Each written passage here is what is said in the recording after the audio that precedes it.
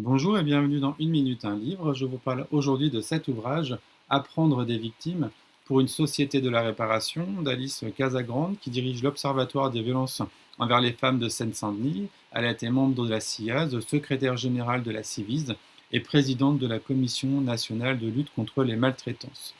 Un ouvrage aux éditions Payot 2026. Alors on a ici un essai essentiel qui revient sur un présupposé à transmettre. La démocratie n'a rien à gagner au déni, bien au contraire. Alors si cela paraît évident de le préciser, c'est hélas non performatif. En effet, un des enjeux de cet ouvrage est de tenter de démontrer dans quelle mesure un véritable changement de paradigme pourrait au final être bénéfique à tout le monde. L'idée derrière, véritablement apprendre des victimes dans un contexte de maltraitance, de violence systémique, de déni organisé, pour une véritable société de la réparation.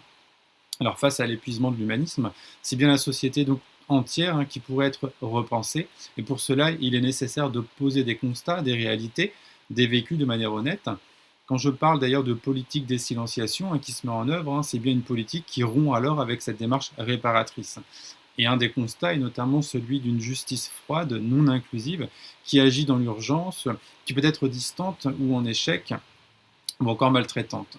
Alors partir des voix, entendre les voix des personnes concernées, c'est donc un prérequis évident pour mieux comprendre les expériences situées et donc pour mieux penser les réalités empiriques. Et c'est ainsi reconnaître l'autodétermination des personnes concernées et donc permettre les conditions de cette autodétermination. En effet, les personnes victimes ou survivantes détiennent en effet une connaissance fine des processus structurels des violences ou encore d'usure. Pourtant, on ne les écoute pas, on ne leur permet pas de révéler au grand jour ce qui doit l'être, ou alors on ne leur permet pas de prendre la parole. Celle-ci peut être risquée, disqualifiée, incomprise, raillée.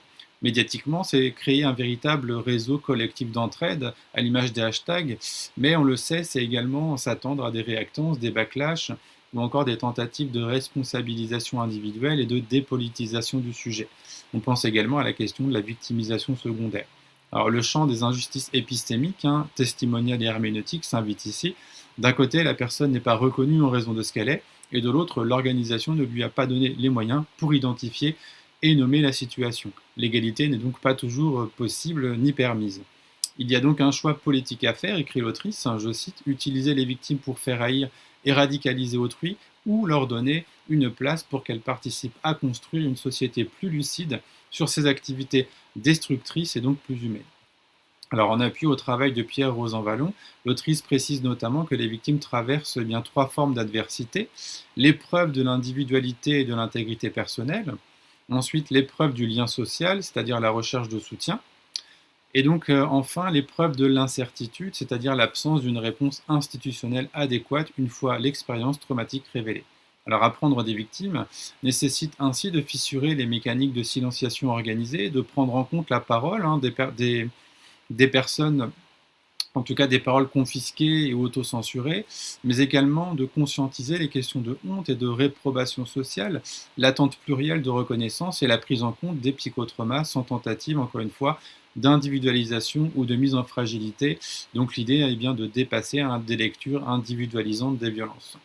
Au contraire, permettre cette réparation aux victimes, c'est changer de grille de lecture, et c'est ainsi leur permettre d'être acteuristes de ce changement, et ainsi penser une autre démocratie, plus humaine et plus inclusive, et la réparation devient ainsi un horizon démocratique. Alors les victimes ne sont pas seulement finalement des personnes à protéger ou à réparer, mais aussi des productrices de savoir, des sujets politiques et des actrices de transformation démocratique.